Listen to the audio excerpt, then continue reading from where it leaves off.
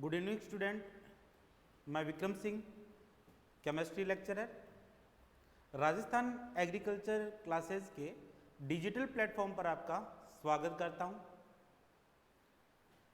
Time को waste किए बगैर अपन अपना जो टॉपिक था, जो लास्ट क्लासेज में अपन ने देखे हैं, उन्हीं को ही अपन कंटिन्यू करते हैं।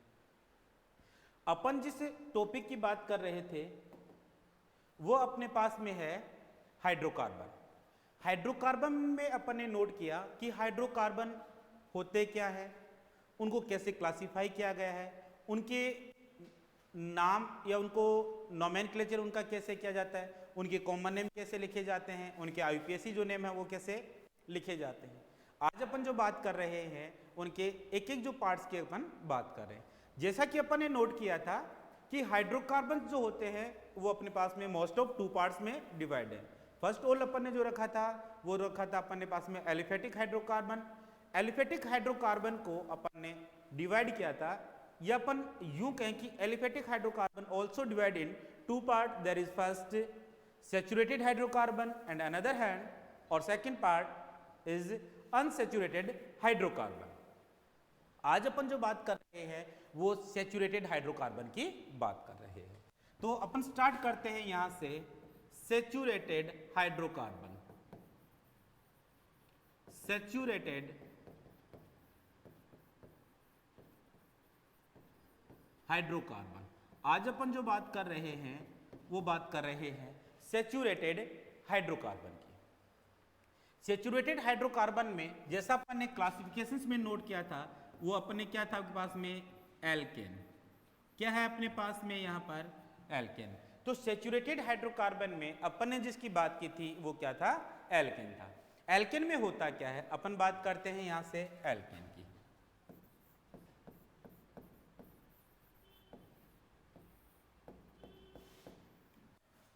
All bonds are sigma in hydrocarbon. तो यहां पर जो टोटल जो बॉन्ड होंगे, all bond in hydrocarbon is sigma. जितने भी जो बॉन्ड्स जो होंगे वो कौन से बॉन्ड होंगे, सिग्मा बॉन्ड होंगे। एक एग्जांपल्स की अगर अपन बात करते हैं यहां से CH4, तो यहां पर स्टूडेंट्स जितने भी बॉन्ड्स जो हैं वो कौन से बॉन्ड होंगे, यहां पर सिग्मा बॉन्ड होंगे। लाइक एज कार्बन और हाइड्रोजन के यहां पर बॉन्ड जो फॉर्म हो रहा है वो कौन सा बॉन्ड है, सिग्मा बॉन्ड है। जैसा अपन पहले नोट कर चुके हैं इस बात को कि कार्बन और हाइड्रोजन के बीच में ऑलवेज सिग्मा बॉन्ड ही जनरेट होता है, लेकिन कार्बन और कार्बन के बीच में मल्टीपल बॉन्ड भी आ सकते हैं। लेकिन इन केस एल्केन में क्या होगा, टोटल जो बॉन्ड्स होंगे वो क्या होंगे, सिग्मा बॉन्ड्स होंगे। कितने बॉन्ड्स होंगे उसमें, सिग्मा बॉन्ड्स होंगे। अगर अपन बात करते हैं यहां पर CH4 की, एक एग्जांपल्स की और बात करें अपन, जैसे यहां मैंने लिखा है CH,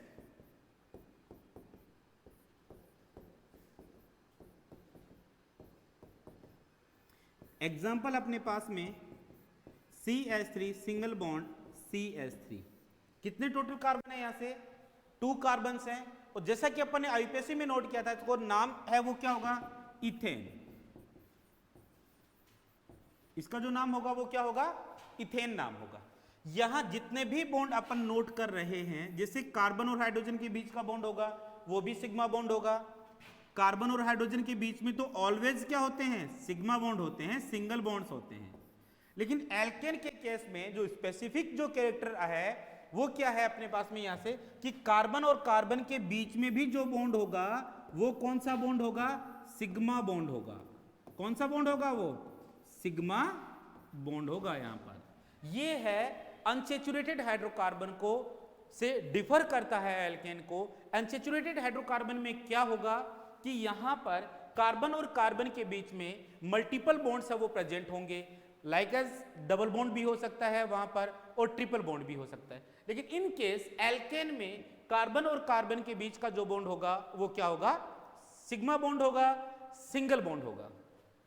यहां से जो क्वेश्चंस पूछा जाता है वो पूछा जाता है बॉन्ड लेंथ का। क्या पूछा जाता है, बॉन्ड लेंथ का। यहां से जो क्वेश्चन जो पूछा जाता है वो पूछा जाता है बॉन्ड लेंथ का। देखो बॉन्ड लेंथ की अगर अपन बात करें, बॉन्ड लेंथ होती है एक तो कार्बन और हाइड्रोजन की, एक तो कहां होती है, कार्बन और हाइड्रोजन की, और दूसरी जो बॉन्ड लेंथ होगी वो होगी आपके पास में कार्बन और कार्बन। दो यहां पर दोनों ही बॉन्ड लेंथ पूछी जाती है कि यहां पर कार्बन और कार्बन की जो बॉन्ड लेंथ होगी वो क्या होगी। तो कार्बन कार्बन के बीच की जो बॉन्ड लेंथ होगी वो होगी 154 पिकोमीटर। कितनी होती है कि एक कार्बन से दूसरे कार्बन के बीच में जो डिस्टेंस जो होती है, या मैं यूं कहूं कि जो बॉन्ड लेंथ जो होती है वो कितनी होती है, 154 पिकोमीटर। 154 पिकोमीटर। आपको मैं बता दूं 1 पिकोमीटर इक्वल्स क्या है, 10⁻⁻12 मीटर। क्या अपने पास में 10⁻⁻12 मीटर। इसी पिकोमीटर को आप कन्वर्ट भी कर सकते हो। कई बार क्या होता है, अपने जहन में सिर्फ एक ही बात रहती है कि कार्बन और कार्बन की जो बॉन्ड लेंथ होती है उसकी बॉन्ड लेंथ जो है वो क्या है, 154 पिकोमीटर है। लेकिन अपने को कई बार ऑप्शन में क्या सा देखने को मिल जाता है, 154 इंटू 10⁻⁻12 मीटर। तो यहां पर क्या क्या, कुछ भी नहीं किया है कि सिर्फ पिकोमीटर को किस में कन्वर्ट कर दिया, मीटर में कन्वर्ट किया है। तो 1 पिकोमीटर इक्वल्स क्या होता है, 10⁻⁻12 मीटर होता है। तो ये तो बात होगी इनकी कन्वर्जेंस की, पिकोमीटर को अपन मीटर में भी कन्वर्ट कर सकते हैं। दूसरे अपन बात करते हैं यहां से कार्बन और हाइड्रोजन की बीच की जो बॉन्ड लेंथ होगी, यहां पर जो डिस्टेंस होगी वो कितनी होगी यहां से। तो यहां पर स्टूडेंट्स होगी अपने पास में 112 पिकोमीटर, 112 पिकोमीटर। तो यहां से पूछा जाता है एक तो बॉन्ड एंगल। क्या पूछा जाता है अपने से, बॉन्ड एंगल पूछा जाता है। मोस्टली क्या होता है, कार्बन और कार्बन की जो बॉन्ड लेंथ है ये ज्यादातर है, ये पूछी जाती है एग्जाम में कि कार्बन और कार्बन के बीच की जो बॉन्ड लेंथ होगी वो क्या होगी। तो वहां पर अपना आंसर होगा वो क्या होगा, 154 पिकोमीटर। क्या होगा अपना आंसर, 154 पिकोमीटर। कई बार क्या होता है, अपने माइंड में ये चल रहा होता है कि मैक्सिमम जो क्वेश्चन पुट किया गया है वो कार्बन कार्बन बॉन्ड लेंथ के बारे में किया गया है, लेकिन कई बार क्वेश्चन आ जाता है कि कार्बन हाइड्रोजन की पूछ रहा है और अपने माइंड में जो चीज सेट हो रखी है वो ये हो रखी है कि कार्बन और कार्बन के बीच में क्या होती है, 154 पिकोमीटर। तो अपन भी आंसर वहां पर क्या कर देते हैं, 154 ही कर देते हैं, जो अपने को नहीं करना। आपको नोट करना है, अगर कार्बन और कार्बन की बॉन्ड लेंथ अगर वो पूछ रहा है तब तो आंसर क्या होगा, 154 पिकोमीटर होगा। जबकि वो कार्बन और हाइड्रोजन की बॉन्ड लेंथ पूछ रहा है तो अपना आंसर क्या होगा, 112 पिकोमीटर होगा, 112 पिकोमीटर होगा। दूसरा यहां से जो पूछा जाता है वो पूछा जाता है बॉन्ड एंगल। क्या पूछा जाता है यहां से अपने पास में, बॉन्ड एंगल्स के बारे में पूछा जाता है। तो यहां पर जो बॉन्ड एंगल जो निकल कर आता है या जो बॉन्ड एंगल जो होता है यहां पर वो कितना होता है, 109 डिग्री 5 मिनट। ये जो बॉन्ड एंगल जो होता है वो किस में होता है, मीथेन में होता है। किस में होता है, मीथेन में होता है। 109 डिग्री 5 मिनट का बॉन्ड एंगल जो आता है वो किस में आता है, मीथेन में आता है। और यहां पर हाइब्रिडाइजेशन की अगर अपन बात करें, हाइब्रिडाइजेशन की यहां से अगर अपन बात करते हैं तो वो कौन सी होती है, sp3 हाइब्रिडाइजेशन होती है यहां पर। नेक्स्ट क्वेश्चन ये पूछा जाता है कि एल्केन जो हाइड्रोकार्बन है उसमें किस टाइप्स की हाइब्रिडाइजेशन है वो प्रेजेंट होती है। तो जितने भी कार्बन जो होंगे उनमें हाइब्रिडाइजेशन जो आएगी वो क्या आएगी, sp3 आएगी। और sp3 जहां हाइब्रिडाइजेशन होती है वहां पर जो बॉन्ड एंगल जो होता है वो कितना होता है, 109 डिग्री 28 मिनट्स। क्या होता है, 109 डिग्री 28 मिनट्स होता है। लेकिन यही अगर आपसे मीथेन में अगर पूछा जाता है तो इसका बॉन्ड एंगल कितना आएगा, 109 डिग्री 5 मिनट। इसकी क्या आएगा, मीथेन में बॉन्ड एंगल कितना होता है, 109 डिग्री 5 मिनट। जबकि मोस्टली अपन ये पढ़ते हैं कि sp3 जहां हाइब्रिडाइजेशन होती है वहां पर जो बॉन्ड एंगल होता है वो कितना होता है, 109 डिग्री 28 मिनट्स होती है। तो ये तो थे अपने नॉर्मल यहाँ से एल्केन से जो क्वेश्चंस पूछे जाते हैं। दूसरा यहाँ से या नेक्स्ट जो क्वेश्चन पूछा जाता है वो यहाँ से जो पूछा गया क्वेश्चन है वो पूछा जाता है यहाँ से जनरल फॉर्मूला ऑफ एल्केन। तो इसका जो जनरल जो फॉर्मूला होगा वो क्या होगा, CnH2n+2। General formula of alkene, ये भी क्वेश्चन कई बार पूछा जाता है या पूछा गया है कि जनरल फॉर्मूला ऑफ एल्केन। तो जनरल फॉर्मूला इनका क्या रहेगा, CnH2n+2। नेक्स्ट यहां से जो क्वेश्चन पूछा जाता है वो पूछा जाता है यहां से सफिक्स। ये भी अपन जब आईयूपीएससी करते हैं या जब अपन किसी कंपाउंड को फॉर्म कर रहे होते हैं या जब अपन उसका कोई मॉलिक्यूलर फॉर्मूला लिख रहे होते हैं तभी भी इसका जो सफिक्स है वो काफी अपने लिए इंपॉर्टेंट है। तो इसका जो सफिक्स जो है वो क्या अपने पास में एन है, क्या है अपने इसका सफिक्स जो होगा वो क्या होगा, एन होगा। तो ये तो एल्केन की कुछ इंपॉर्टेंट बातें थी जो इनके एल्केन को इंट्रोड्यूस करती हैं। एल्केन के इंट्रोड्यूस की अगर अपन बात करते हैं तो जितने भी टोटल बॉन्ड होंगे वो कितने हो, कौन से बॉन्ड होंगे, सिग्मा बॉन्ड होंगे। सेकेंड पॉइंट, यहां पर कार्बन और कार्बन के बीच की जो डिस्टेंस होगी या बॉन्ड लेंथ होगी वो कितने होगी, 154 पिकोमीटर होगी, जबकि कार्बन और हाइड्रोजन की जो बॉन्ड लेंथ होगी वो कितनी होगी, 112 पिकोमीटर होगी। जबकि अपन बात करते हैं कि एल्केन में किस टाइप का हाइब्रिडाइजेशन है वो प्रेजेंट होता है। तो हाइब्रिडाइजेशन की अगर अपन बात करें तो वो हाइब्रिडाइजेशन यहां से निकल कर आती है sp3, और sp3 हाइब्रिडाइजेशन है यहां पर। तो बॉन्ड एंगल कितना होगा, 109 डिग्री 28 मिनट्स। तो ये तो बात थी अपनी इनकी कि एल्केन को इंट्रोड्यूस कैसे करते हैं अपन, या एल्केन्स के इंट्रोडक्शन से किस टाइप के जो क्वेश्चंस हैं वो इंपॉर्टेंट है और मोस्टली एग्जाम में वो पूछे जाते हैं। नेक्स्ट अपन जो बात कर रहे हैं यहां पर इनके सिंथेसिस मेथड की बात कर रहे हैं। अब देखो अपन बात कर रहे हैं इनके सिंथेसिस मेथड की।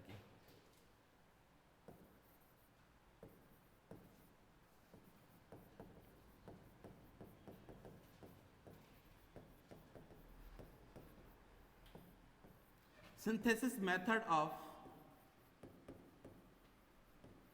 एल्केन, अपन जो बात कर रहे हैं वो बात कर रहे हैं synthesis method of alkene.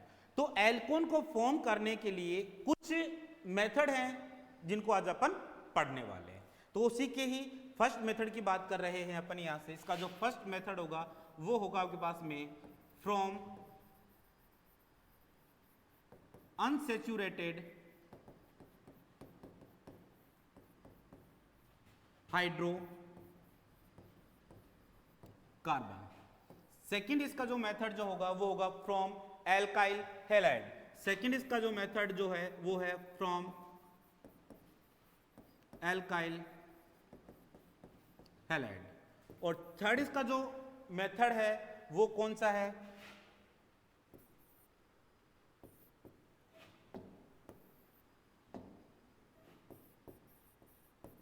From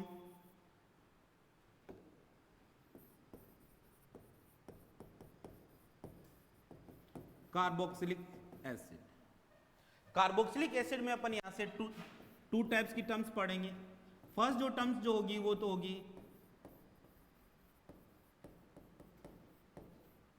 decarboxylation, और सेकंड जो होगी यहां से वो होगी कोल्बे इलेक्ट्रोलाइसिस। आज अपन में से कुछ जो थ्योरी है या इनकी कुछ रिएक्शंस है उनके बारे में अपन नोट कर रहे हैं।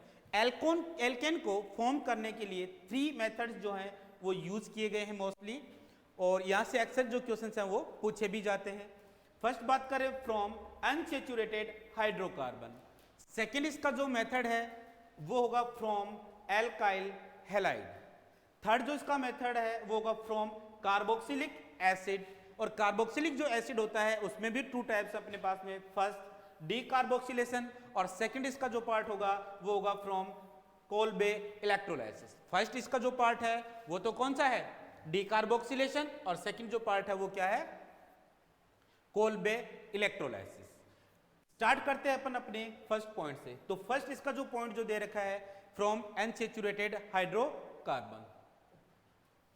तो देखो अपन स्टार्ट कर रहे हैं यहां से, from unsaturated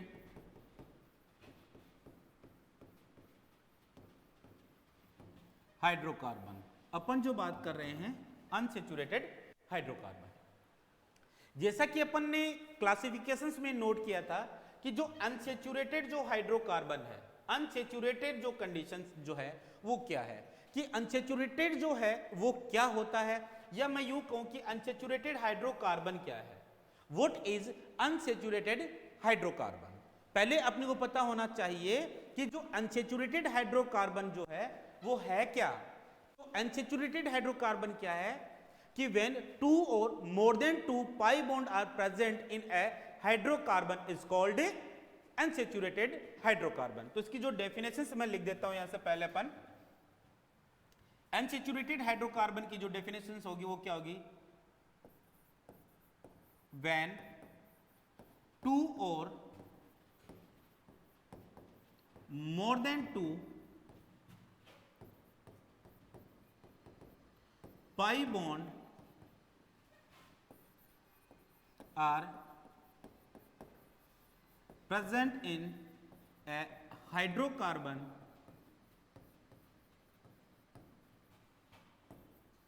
is called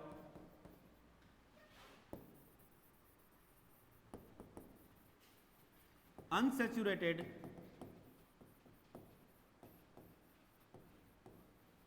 hydrocarbon. तो इसकी जो डेफिनेशन है वो अपने पास में क्या होगी, कोई भी एक ऐसा हाइड्रोकार्बन जिसमें 2 और मोर देन 2 पाई बॉन्ड है वो प्रेजेंट होते हैं, तो उन्हीं को ही क्या कहते हैं अपन, अनसैचुरेटेड हाइड्रोकार्बन कहते हैं। जैसे मैं एग्जांपल्स की यहां बात करूं, फर्स्ट एग्जांपल मैंने लिखा है CH3 single bond CH double bond CH2।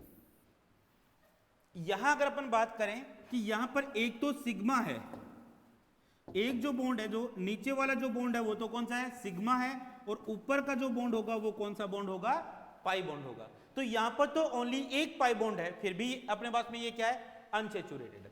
अगर एक पाई बॉन्ड है यहां पर तो ये क्या हुआ, एल्कीन।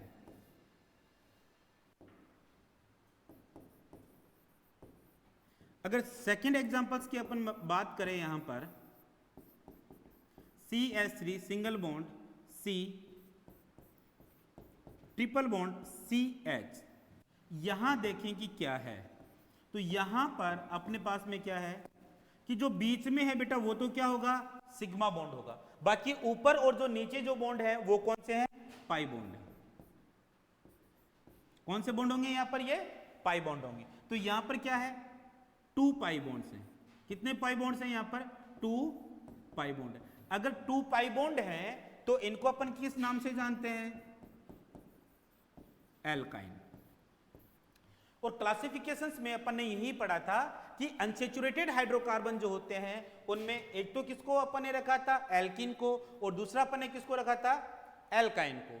और यहां जिस टॉपिक की अपन बात कर रहे हैं कि अनसैचुरेटेड हाइड्रोकार्बन है क्या, तो अनसैचुरेटेड का मतलब क्या है, यहां से अपन उस हाइड्रोकार्बन की बात कर रहे हैं जिसमें मल्टीपल बॉन्ड है वो प्रेजेंट हो, लाइक एज डबल बॉन्ड हो। जैसे यहां पर कौन सा बॉन्ड है, डबल बॉन्ड है। यहां पर कौन सा बॉन्ड है, ट्रिपल बॉन्ड है। तो जहां पर डबल बॉन्ड या ट्रिपल बॉन्ड अगर प्रेजेंट है उसको अपन क्या कहते हैं, अनसैचुरेटेड हाइड्रोकार्बन कहते हैं। अब इन अनसैचुरेटेड हाइड्रोकार्बन से एल्केन कैसे बनता है उस मेथड की तरफ चलते हैं। तो देखो यहां पर जिस मेथड की अपन बात कर रहे हैं, when unsaturated hydrocarbons are reduced in the presence of nickel platinum palladium to gives alkane। तो यहां पर क्या होगा कि when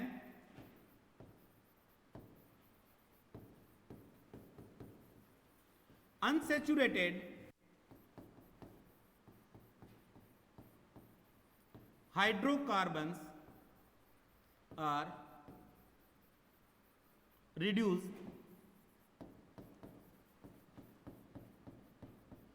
in the presence of nickel, platinum, palladium to gives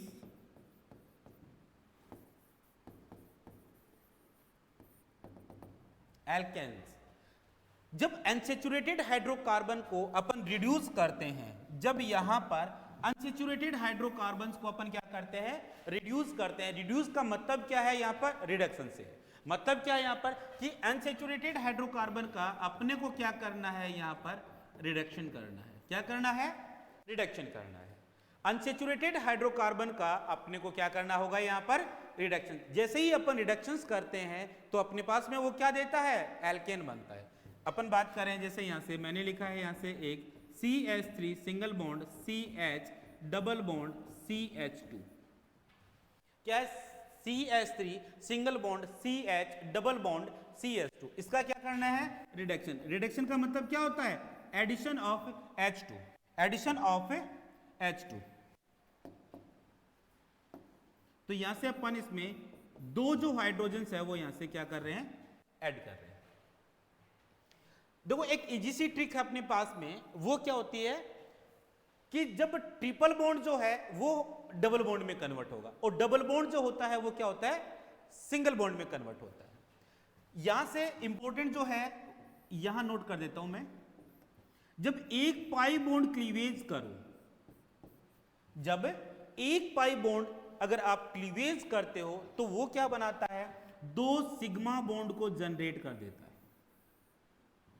इतना सा ध्यान रखना है कि अपन यदि एक सिग्मा बॉन्ड को ब्रेक कर रहे हैं या एक पाई बॉन्ड क्लीवेज हो रहा है तो वो दो सिग्मा बॉन्ड को जनरेट करता है। जैसे यहां से अगर मैं पाई बॉन्ड को मैं ब्रेक करूं, यहां से रिडक्शंस के कारण पाई बॉन्ड जो ब्रेक हो रहा है तो ये कितना सिग्मा जनरेट करेगा, 2 सिग्मा बॉन्ड को क्या करेगा, जनरेट करेगा। जैसे यहां से लिखें अपन CH3 single bond CH single bond CH2। देखो यहां से जो पाई बॉन्ड जो था, ये जो पाई बॉन्ड जो था अपने पास में, इसको मैंने क्या किया है, ब्रेक किया है। इस पाई बॉन्ड को क्या किया है, ब्रेक किया है। ऐसे केसेस में क्या होगा कि एक तो CH के पास में सिग्मा बनेगा और दूसरा किसके पास में बनेगा, CH2 के पास में सिग्मा बॉन्ड बनेगा। हाइड्रोजन अपने पास में कितने हैं, 2 हैं। हाइड्रोजन जो है वो कितने अपने पास में, 2 हाइड्रोजन है, और दोनों की इलेक्ट्रोनेगेटिविटी है वो क्या है, सेम है। तो दोनों की इलेक्ट्रोनेगेटिविटी सेम है यहां पर, तो यहां पर जो फ्यूजन जो होगा वो कौन सा होगा, होमोलाइटिक फ्यूजन होगा। स्टूडेंट अपन इस टॉपिक को भी पढ़ेंगे कि होमोलाइटिक फ्यूजन होते क्या हैं, इनको भी अपन पढ़ेंगे। तो यहां से हाइड्रोजन 2 हैं, तो एक हाइड्रोजन इसके पास है और दूसरा हाइड्रोजन इसके पास, और यही जो आपके पास में बना है इसी को ही अपन क्या कहते हैं, एल्केन कहते हैं। क्या कहते हैं इसको, एल्केन कहते हैं। तो आपसे अगर पूछा जाए कि यहां पर कैटलिस्ट है वो कौन सा यूज किया, तो यहां पर कैटलिस्ट है वो कौन सा यूज करेंगे अपन, यहां से Ni, Pt और Pd, निकल, प्लैटिनम और पैलेडियम। तो यहां पर क्या है कि अनसेचुरेटेड हाइड्रोकार्बन का मतलब क्या है। अनसेचुरेटेड हाइड्रोकार्बन का बेटा यहां से जो मीन है अपने पास में वो ये है कि जब कार्बन और कार्बन के बीच में जब मल्टीपल बॉन्ड प्रेजेंट हो, जैसे लाइक एज डबल बॉन्ड और ट्रिपल बॉन्ड, तो ऐसे में उनका क्या होता है, रिडक्शन हो जाता है। क्या होता है, यहां पर रिडक्शन होता है। और कैटलिस्ट अपन ने जो यूज किया है यहां पर निकल, प्लैटिनम और पैलेडियम, वो रिड्यूस होकर अपने को एल्केन देते हैं। क्या देते हैं अपने को, एल्केन देते हैं। तो ये क्वेश्चन पूछा जाता है कि what's happened when unsaturated hydrocarbons are reduce, what's happened when unsaturated hydrocarbons are reduce. और ऑप्शन में अपने को लिखा होता है एल्केन, एल्कीन और एल्काइन, और ऑप्शन में ये भी हो सकता है कि ये भी लिखा हो ऑल ऑफ दिस। तो उस केस में अपने लिए क्या होगा, आंसर एल्केन। क्वेश्चन क्या पूछा जाएगा, एक बार वापस रिपीट कर देता हूं मैं कि what's happened when unsaturated hydrocarbons are reduce. Question होगा कि what's happened when unsaturated hydrocarbons are reduce. जब अनसैचुरेटेड हाइड्रोकार्बन्स है वो रिड्यूस होगा, तो रिड्यूस होने पर जो प्रोडक्ट अपने को मिलेगा वो प्रोडक्ट क्या होगा, यहां से एल्केन होगा। कई बार ये भी पूछ लेते हैं कि which catalyst are used in reductions of unsaturated hydrocarbon, कि अनसैचुरेटेड हाइड्रोकार्बन को रिड्यूस करने के लिए किस कैटलिस्ट का यूज किया जाता है, तो बेटा अपना आंसर हो जाएगा आपके पास में यहाँ पर निकल, प्लेटिनम और पैलेडियम। क्या आंसर होगा? निकल, प्लेटिनम और पैलेडियम। तो ये था अपना फर्स्ट मेथड, कौन सा था? फ्रॉम हाइड्रोकार्बन से। तो हाइड्रोकार्बन से जो क्वेश्चन पूछा जाता है वो यही क्वेश्चन पूछा जाता है कि हाइड्रोकार्बन को अपन यदि रिड्यूस करते हैं, यहां से इसका रिडक्शन करवाते हैं तो क्या मिलेगा अपने को? प्रोडक्ट के फॉर्म में अपने को क्या मिलेगा? तो उसका आंसर होगा एल्केन होगा। दूसरा क्वेश्चन पूछा जाता है कि जब अनसैचुरेटेड हाइड्रोकार्बन को रिड्यूस कर रहे हो तो कौन से कैटलिस्ट का यहां पर यूज किया जाता है? तो कौन से कैटलिस्ट का यूज किया जाता है? निकल, प्लेटिनम और पैलेडियम कैटलिस्ट जो है उसका क्या किया जाता है? यूज किया जाता है। तो ये तो था इसका फर्स्ट मेथड। आई होप आपने इसको समझा होगा। एक या दो बार इसको प्रैक्टिस करोगे, वीडियो का अगर बार बार देखोगे तो ये चीज भी आपको इजी हो जाएगी और आपसे क्वेश्चंस हैं वो भी सोल्व होंगे। सेकंड मेथड पर चलते हैं बेटा। इसका जो सेकंड जो मेथड होगा वो क्या है? सेकंड जो मेथड था अपने पास में वो था फ्रॉम एल्काइल हैलाइड्स। सेकंड जो आपके पास में है वो है फ्रॉम एल्काइल हैलाइड्स। देखो यहां पर अपन बात कर रहे हैं, देखो एल्काइल जो है वो है आपके पास में किससे डिनोट करते हैं इसको? आर से। एल्काइल को किससे डिनोट करते हैं? आर से। देखो दो वर्ड्स होते हैं, ये काफी बार अपनी बुक में भी आपने देखे होंगे और काफी बार टीचर्स भी इसका अक्सर यूज करते हैं। दो वर्ड कौन कौन से हैं बेटा? एक तो आपके पास में लिखा होता है आर और दूसरा जो वर्ड लिखा होता है ए आर। तो जो आर है वो एलिफेटिक को रिप्रेजेंट करता है, जबकि ए आर जो है वो एरोमेटिक को रिप्रेजेंट करता है। तो इस आर का जो मतलब जो है यहां से जो मीन है वो मीन क्या है यहां पर? एल्काइल। क्या होगा? एल्काइल। और यहां पर जब अपन ए आर लिखते हैं तो इस ए आर का मतलब जो होता है वो होता है एरोमेटिक। इस ए आर का जो मतलब जो होता है वो क्या होता है? एरोमेटिक। और एरोमेटिक क्या है? जैसा अपन ने क्लासिफिकेशंस में देखा था, ये एक साइक्लिक कंपाउंड है। ये कौन सा कंपाउंड है? कि साइक्लिक कंपाउंड है, जबकि आर जो है वो क्या है? एलिफेटिक कंपाउंड है। तो यहां पर जो आर लिखा है उसका मतलब क्या है आपके पास में? वो एलिफेटिक कंपाउंड है।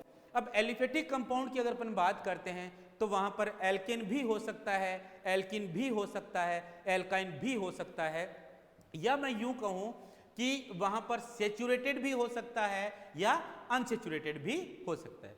तो ये तो बात हो गई आर की। कई बार ये होता है हम आर की जगह क्या रखें, तो मोस्ट ऑफ अपन जो रखते हैं आर की जगह है वो तो क्या रखते हैं? CH3। लेकिन ऐसा कोई जरूरी नहीं है, ऐसा कोई फिक्स नहीं है कि इस आर की जगह है मैं ओनली CH3 ही रखूं, ऐसा कोई फिक्स नहीं है। इस आर का मतलब जो है वो क्या है? यहां पर एल्काइल है। और एल्काइल है वो क्या है? एक एलिफेटिक कंपाउंड।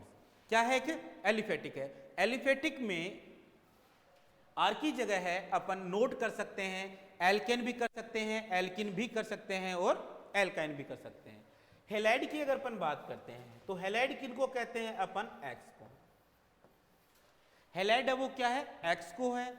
जैसा अपन ने पीरियोडिक टेबल में पढ़ा था कि जो 17 ग्रुप है आपके पास में, या अपन ये कहें कि ये कौन सा ग्रुप आपके पास में? 7th A ग्रुप है। कौन सा ग्रुप है ये आपके पास में?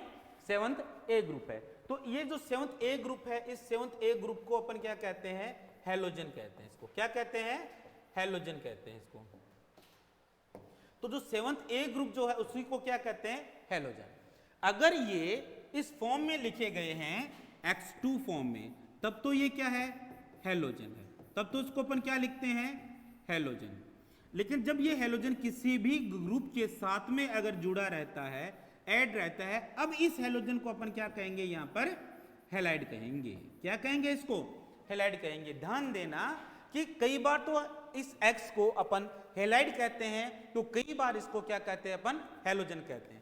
तो हैलोजन किस केस में कहेंगे? जब यहां पर X2 फॉर्म में हो ये, लाइक एज जैसे मैंने लिखा है F2 Cl2 Br2 I2। अगर ऐसी केसेज है आपके पास में तो इनको अपन क्या कहेंगे? यहां पर हैलोजेंस कहेंगे। दूसरी, अगर ये किसी के साथ में जुड़ा हुआ है, किसी के साथ में कनेक्ट है, किसी दूसरे ग्रुप के साथ जुड़ा हुआ है, तो उसको अपन क्या कहेंगे? हेलाइड कहेंगे। जैसे यहां पर ये R ग्रुप के साथ जुड़ा हो तो इसको अपन क्या कहेंगे यहां पर एल्काइल हेलाइड, क्या कहेंगे यहां पर एल्काइल हेलाइड कहेंगे ये। और अगर यहां पर होगा F2 होगा तो इसको क्या कहेंगे fluorine halogens, chloro halogens, bromo halogens या आयोडीन हेलोजेंस। तो यहां अपन जो बात कर रहे थे सेकंड मेथड पर वो क्या है आपके पास में फ्रॉम एल्काइल हेलाइड। अब एल्काइल हेलाइड से अपन एल्केन है वो कैसे फॉर्म करते हैं, तो इसके लिए अपने पास में क्या होगा कि when alkyl halides are reduce in the presence of zinc, in the presence of zinc to gives alkane. तो देखो यहां से अपन जिस टॉपिक की बात कर रहे हैं तो वहां पर आपके पास में क्या होगा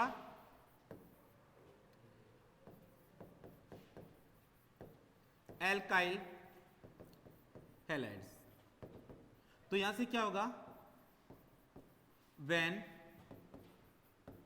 alkyl halides are reduced in the presence of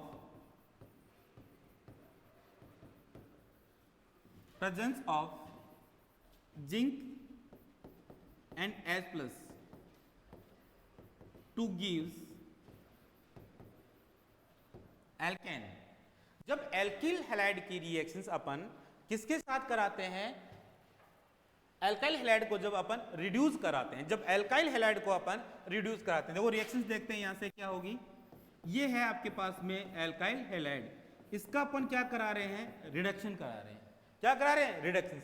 लेकिन याद रहे कि यहां पर जो रिडक्शन जो होगा आपके पास में वो किसके साथ में होगा जिंक में, तो यहां पर क्या होगा जिंक होगा और मीडियम होगा यहां पर एसिडिक मीडियम होगा। मीडियम कौन सा होगा यहां पर एसिडिक मीडियम होगा। एसिडिक मीडियम में अपन ये रिडक्शन करा रहे हैं तो इसका जो X जो है वो हाइड्रोजन के साथ में बॉन्ड कर बनाता है और यहां से ये क्या निकालता है यहां से HX और प्लस साथ में यहां से क्या बनता है आपके पास में RH, और यही जो RH जो है इसी को ही अपन क्या कहते हैं एल्केन कहते हैं। इसको क्या कहते हैं इसको एल्केन। एक एग्जांपल और नोट करते हैं जिससे मैंने लिखा यहां पर CH3 सिंगल बॉन्ड CH2Cl। दो यहां पर R पर जैसे मैंने बताया कि यहां पर इस R की वैल्यू अपन एल्केन भी लिख सकते हैं, एल्केन भी लिख सकते हैं, एल्काइन भी यहां पर नोट कर सकते हैं। इसकी रिएक्शंस में अपन इसका रिडक्शन करवा रहे हैं किसकी प्रेजेंस में Zn और एसिडिक मीडियम में।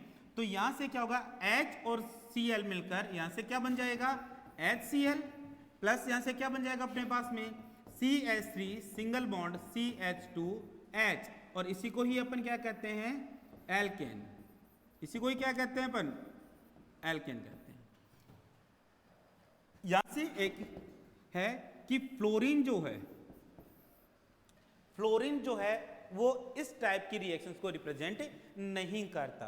तो यहां से एक इंपॉर्टेंट पॉइंट है वो यही है कि alkyl fluoride does not gives, questions important क्या है कि alkyl fluoride does not gives alkane after reductions या reduce in the presence of Zn और H प्लस, कि एल्काइल जो फ्लोराइड है वो इस टाइप की रिएक्शंस को रिप्रेजेंट नहीं करता।